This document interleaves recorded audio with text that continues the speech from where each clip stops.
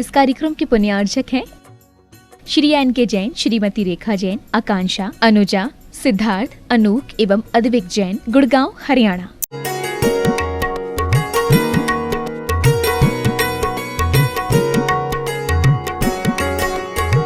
चलते हैं, बात चल रही थी मिथ्यात्व की। ग्रहित मिथ्यात्व, कुगुरु कुदेव कुशास्त्र को पोषण करने का नाम है ग्रहित मिथ्यात्व।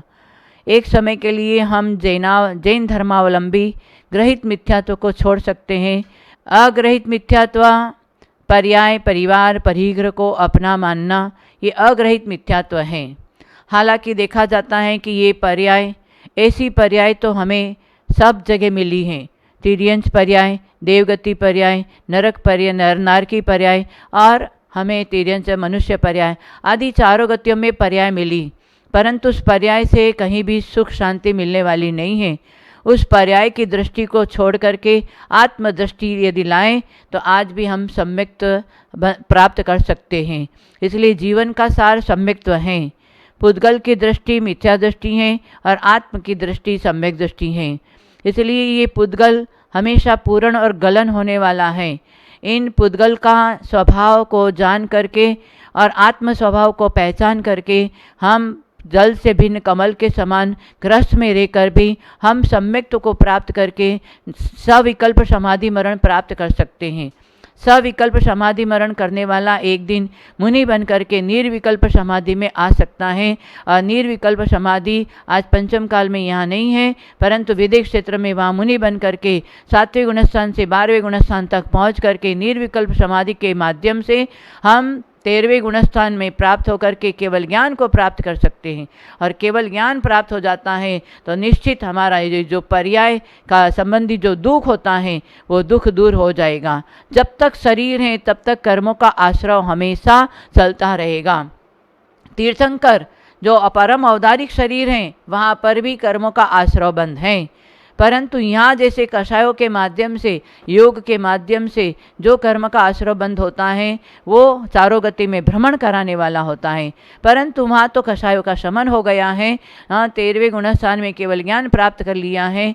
वहाँ योग के माध्यम से, वहाँ योग है, मन है, वचन है, काया है, योग के माध्यम से कर्म का आश्रय आता है, बंद होता है और तुरंत ही खिर जाएगा। जैसे रस्सी पर सूखा कपड़ा और गीला कपड़ा सूख रहा है, हवा चलेगी और धूल उड़ेगी तो गीले कपड़े पर रचकण, धूल के रचकण चिपक जाएगा और सूखे कपड़े पर चिपकेगा और तुरंत खिर जाएगा। वैसे तीर्थंकरों का कर्म का आश्रय बंद सूखे कपड़े के समान है और संसारियों का गीले कपड़े के समान, क्योंकि यहाँ कषाय और योग के माध्यम से हम ऐसे कर्म का आश्रय बंद करते हैं और वो कर्म हमें चारों गति में भ्रमण कराता है। इसलिए हमें इस पुद्गल से ये कहना चाहिए कि ये पुद्गल से हमें सम्यक्त्व को प्राप्त करने का पुरुषार्थ करना चाहिए। ज्ञान होगा तो पुरुषार्थ आप जारी रखेंगे। ज्ञान के बिना कर्मों की निद्रा होने वाली नहीं है, परंतु कोरा ज्ञान भी नहीं होना चाहिए। चरण और आचरण हमारे साथ में होना चाहिए। प्रगति के लिए चरण और हमें ऊंचाई को उठने के लिए आचरण बहुत ज़रूरी है। इसलिए आज पर्याय के माध्यम से आज भी हम सम्यक्त्व को प्राप्त कर सकते हैं। भले 66 सागर, परंतु अर्ध पुद्गल परिवर्तन काल सन्निकट आ जाएगा यदि एक बार भी सम्यक्त्व हो गया तो ये सम्यक्त्व की महिमा है। इसलिए पर्याय से हमें विशेष धर्म ध्यान करना चाहिए। उस धर्म ध्यान के माध्यम से आज देखो शिवभूति मुनि कुछ भी नहीं जानते थे, 12 वर्ष तक नमोकार मंत्र सुनाते गए परंतु उनको याद नहीं रहा।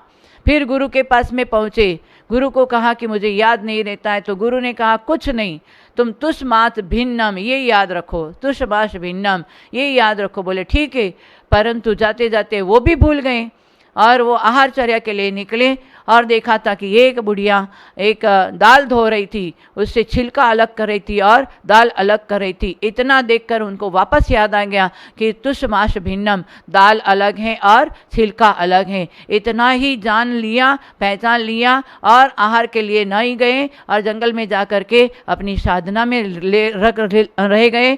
तो उस साधना के माध्यम से अंतर्मुहूर्त में ही उनको केवल ज्ञान हो गया। इसलिए थोड़ा सा भी ज्ञान यदि अपने आचरण में आए तो हम बहुत ऊंचाई तक पहुंच सकते हैं। आज केवल ज्ञान नहीं हो सकता है, परंतु इनडायरेक्ट यहाँ विदेश क्षेत्र में जाकर उस ज्ञान के माध्यम से हम अपनी आत्मा का कल्याण कर सकते हैं। इसलिए पर्याय से हमें विशेष यही ध्यान रखना है, भोगों में नहीं लगे, योग की साधना में लगे। हमारी ये पर्याय साधना के लिए मिला है, साधन के लिए नहीं। साधन में किसी को सुख मिला नहीं है और मिलने वाला भी नहीं है। इसलिए साधना में आओ, संयम में आओ, तो हमारा जीवन सम्यक दृष्टि बन करके समाधि की साधना में पहुंच जाएंगे। ऐसा मंगल आगम में बताया है, गुरु की देन है, महापुरुषों की देन है। आचार्य शंभो सागर जी गुरुदेव उसी मार्ग में चल रहे हैं, उनको हम शत नमन करते हैं। ये सम्यक को प्राप्त करके हम भी अपने जीवन में अंतिम लक्ष्य समाधि मरण प्राप्त करें, ऐसे शुभ मंगल भावनाओं के साथ में। नहीं तो जब तक अटपट में रहे तब तक खटपट होए, जब मन की अटपट मिटे झटपट दर्शन होए। शुभ मंगल आशीर्वाद। आचार्य देवसेन आचार्य, महान आचार्य देवसेन आचार्य, उन्होंने तत्वसार में क्या लिखा है? सरसलिले थिर भूये जी सही निर्निवडियम पे जनम मन सलिले थिर भूये जी सही अपा तहा विमले। ऐसा कहा देवसेन आचार्य ने, महान आचार्य देवसेन आचार्य ने निकाला। देखो सलील मैंने तालाब के जो जलील है, तालाब में जल है, सलीले थिर भूये जी सही निरु निमडियम पी जयनम। समझे? तालाब में जो जल है वो बहता हुआ नहीं है, स्थिर है। उसमें अगर रत्न पड़ा हुआ वो दिखता है। समझे? अगर जल जो है और जो है जल अगर चंचल है, जल है तो जैसे समुद्र में जो जल है वो तो चलायमान है, वैसे हाँ जल चंचल है, जल आता जाता है तो वहाँ रत्न पड़ा नहीं दिखता है। तालाब का जल जो स्थिर है इसे रत्न भी दिखता है। उसी प्रकार आत्मा का जो है दर्शन उसको होता है जिसका मन स्थिर है। मन स्थिर है उसको आत्मा का दर्शन होता है, आत्मा का आनंद आता है। समझे? अब मन चंचल है, जब तक मन चंचल है इन लोगों को आत्मा दिखता नहीं। समझे? हम साधु भी बने, मन स्थिर है तो हाँ मुनि को आत्मा का दर्शन होता है, केवल ज्ञान होता है। मन स्थिर होने के लिए क्या करना होगा? समझे? पदस्थ पिंडस्थ रूपस्थ ध्यान से अभ्यास करते करते अंत में मन स्थिर होना चाहिए। मैंने बिल्कुल संकल्प विकल्प नहीं होने चाहिए। आत्मा स्वभाव प्रभाव भिन्न महापूर्ण माध्यंत्र विमुक्त विवेकम विलीन संकल्प विकल्प ज्ञानम प्रकाशयन सिद्ध शुद्ध नहीं बुद्धि। आत्मा क्या होते हैं? आत्मा स्वभाव प्रभाव भिन्न, प्रभाव से भिन्न है आत्मा का स्वभाव है। समझे? प्रभाव कौन सा? विभाव। समझे? शुभोपयोग अशुभोपयोग, ये दोनों प्रभाव। शुद्धोपयोग में मन जो है स्थिर होता है, शुद्धोपयोग में उस समय वो आत्मा का दर्शन होता है। समझे?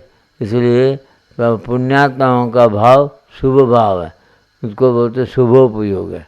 और पापात्मा का भाव है अशुभोपयोग है। समझे? क्योंकि गलत विचार जो क्रोध मान माया रूप और पंद्रह प्रमाद का परिणाम ये जो है अशुभोपयोग है। समझे? पंद्रह प्रमाद नहीं है, समझे, वो शुभोपयोग है। कौन सा? देव पूजा गुरुपाठ स्वाध्याय संयम दान तप, ये शुभोपयोग माना जाता। समझे? पुण्यात्मा है वह हमेशा शुभ कार्य करते रहता, शुभ परिणाम करता है। ये भी इससे भी आत्मा का दर्शन नहीं होगा। तो दान पूजा ज्ञान अध्ययन सब कुछ छोड़ना, केवल आत्मा का चिंतन में ही स्थिर होना, मन का विकल्प संकल्प विकल्प को खत्म कर देना। समझे? संकल्प विकल्प जो छूट गया तो वहाँ मन स्थिर हो गया। मन स्थिर हो गया मतलब क्या हुआ? शुद्धोपयोग हुआ, समझे। और केवल ज्ञान के बाद में वहाँ मन नहीं रहता, समझे। कौन सा मन नहीं रहता? दो प्रकार के मन है। एक ध्रुवीय कमल के आकार में जो आकार है, 8 पंखुड़ी का आकार है, वो ध्रुवीय मन है। इसमें जो संकल्प विकल्प जो विचार उत्पन्न होता है वो भाव मन है। वो भाव मन को खत्म कर दिया, संकल्प विकल्प को वहाँ तो रह दिया। शुद्ध है, शुद्ध परिणाम से है, तो शुद्ध परिणाम से स्थिर है। शुद्ध परिणाम में स्थिर होने से उनको केवल ज्ञान होता है। इसीलिए बोला आचार्य कहते हैं मन को स्थिर करने के लिए है हमको प्रयत्न करना चाहिए। क्यों? मन एव मनुष्यानाम कारणम बंध मोक्ष। कर्म का बंध का कारण भी मन है, समझे। मन एव मनुष्यानाम कारणम बंध मोक्ष। बंध के कर्म को बंध के कारण और मोक्ष के कारण भी मन है। मन स्थिर हुआ, मोक्ष हुआ। मन चंचल रहा तब तक अशुभ भाव शुभ भाव चलते रहेगा, संकल्प विकल्प चलते रहेगा। इसलिए ये मन के कारण ये इतने लोग यहाँ आए, मन चंचल है। चलो दर्शन करो, यात्रा करो, चुपचाप बैठना नहीं होता। हाँ, चुपचाप बैठना होता, कपड़ा भी जरूरत नहीं है, समझे। हाँ, कपड़े का भी त्याग करना पड़ेगा, समझे। तो जंगल में बैठ करके क्या करते? खाना नहीं, पीना नहीं, ओढ़ना नहीं, हाँ, और सर्दी गर्मी कुछ का परवाह नहीं, चुपचाप बैठिए। जो है आत्मा स्थिर होने का साधना करता है, वो उनका शुद्ध उपयोग होता है। हाँ, शुद्ध उपयोग से केवल ज्ञान होता है। केवल ज्ञान में झंझट खत्म, समझे। फिर उनका परमोदार शरीर है तो भी उनकी आत्मा के लिए कोई हानि नहीं है, समझे। इसलिए मन को स्थिर करने का उपाय क्या है?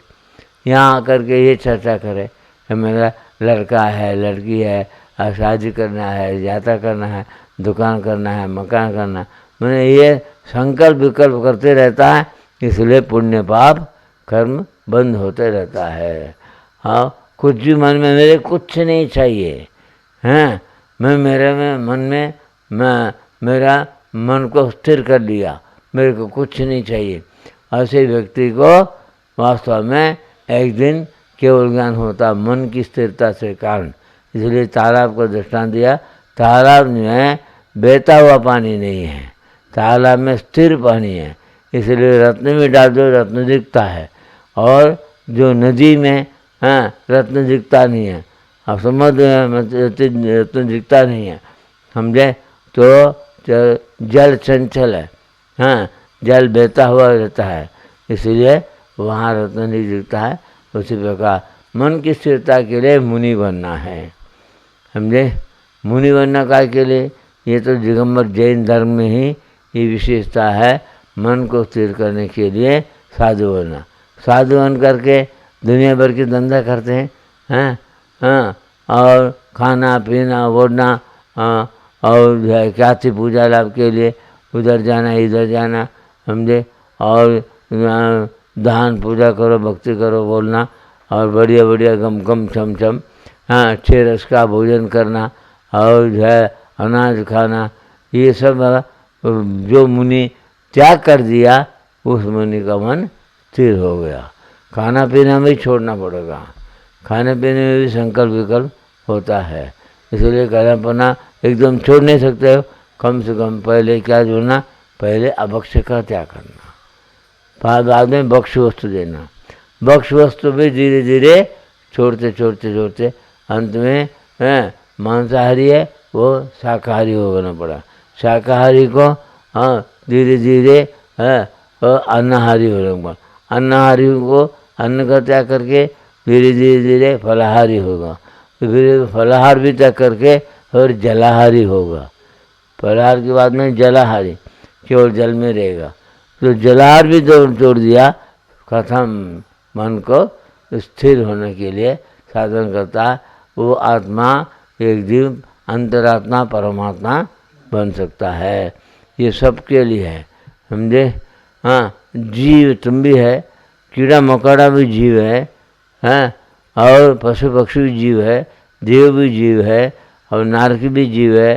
लेकिन जीव की दृष्टि क्या करता है, मैं जीव हूँ, मेरे को जिन बनना है। तो जिनेंद्र ने क्या साधन किया, वो साधन मुझे करना है, तो दिगंबर साधु बनना पड़ेगा। और पीताम्बर साधु, श्वेताम्बर साधु, हाँ, और क्या होता, हाँ, पीताम्बर, श्वेताम्बर, रक्ताम्बर, अनेक प्रकार के साधु है। लेकिन वो साधु अवस्था में आत्मा का शांति मिलने वाला नहीं। दिगंबर साधु बनना होगा। दिगंबर साधु ऐसा नहीं है दुनिया भर के अटल बेटर संकल्प विकल्प करते रहेगा, समझे, तो उनके लिए भी आत्मा का शांति नहीं मिलेगा। आत्मा शांति के लिए ये पुरुषार्थ है, मन स्थिर होने के लिए पिंडस्थ ध्यान, आत्मा का चिंतन और पदस्थ ध्यान, मंत्र के अक्षर के ऊपर ही मन को लगाना, और रूपस्थ ध्यान क्या, अकृत्रिम चैतन्य का वंदन करना, समझे, और जो कृत्रिम चैतन्य उनका वंदन करना, समझे। चैत्य मने जिन बिंब और चैत्यालय मने जिन मंदिर, समझे। पहले उसमें दर्शन करते करते करते आत्मा, हाँ, वैसे जिन बिंब बैठे हैं, जिन बिंब को देख करके, हैं, ऐसी भावना करना चाहिए जैसे पुष्पवंताचार्य ने कहा है। पुष्पवंताचार्य ने क्या, जिन बिंब देखते क्या बना होता है, ये भाव नहीं होना चाहिए। जिन बिंब देखते प्रतिमायाम शैल बुद्धि गुरु बुद्धि च मानुषी मंत्रे सुताक्षरी बुद्धि तया नाम नारद की स्थिति। हाँ, जिन बिंब ये प्रतिमा जिन बिंब है, हैं, तो जिन बिंब का दर्शन को देख करके प्रतिमा को पत्थर मानेगा। जिनेंद्र भगवान की मूर्ति को पत्थर समझता है, दिगंबर साधु को सामान्य मनुष्य समझता है, और जिनवाणी को न्यूज़पेपर का अक्षर समझता है। उस व्यक्ति को नरकाय का बंद होता है, क्योंकि उसके भाव में जिनेंद्र भगवान और दिगंबर साधु, निर्गंत गुरु हो, ये भावना नहीं है। और जिनवाणी को जनवाणी समझता है, ये जिनवाणी ले जाता कहीं भी पटक लेता है। ये जिनवाणी जिनेंद्र भगवान की वाणी है, इसलिए ये शास्त्र पूज्य होता है। ऐसे तो बहुत से शास्त्र है, लेकिन जिसमें भगवान की वाणी है वो जिनवाणी है। इसलिए सच्चे देव, सच्चे गुरु, सच्चे शास्त्र का स्वरूप जान करके विनय करने वाले का एक दिन 7 पुण्य बंद होता है। वो व्यक्ति एक दिन मुनिवर करके जिनेंद्र के समान बैठता है। कैसे बैठता मंदिर में, दासु हम बैठता चला प्रभु मंदिर के पास, दर्शन कर दा हट गया सो हम रहा प्रकाश। क्या पर इतना बड़ी बात है मिल लिया। कबीर ने, संत कबीर हुआ तो उन्होंने बोला दासोम दासोम दासोम मंदिर में। ये नहीं है सैल्यूटम पर 1 2 3 क्या भाग गया भगवान मंदिर में। सैल्यूटम करने के लिए तो नहीं आना, भगवान सामने बैठ करके क्या बोलना चाहिए, दर्शनम देवदस्य, दर्शनम पापनाशनम, दर्शनम स्वर्ग स्वर्गापानम, दर्शनम मोक्ष साधनम, दर्शनेन जिनेन्द्राणम, साधुनान वंदनेन च न चरम चिष्टते पापम छिद्रहस्ते देताउदकम। हाँ, क्या बोले, छिद्रहस्ते तोदकम, हाथ में पानी है वो छेद से पानी निकल जाता। जिनेंद्र भगवान का दर्शन के भावना से दर्शन स्तुति करते समय में उसका पाप भी जैसे हाथ के अंगुल के बीच में से जल निकल जाता है, वैसे पाप जो है ना वो भगवान के दर्शन मात्र से पाप भी नष्ट हो जाता है।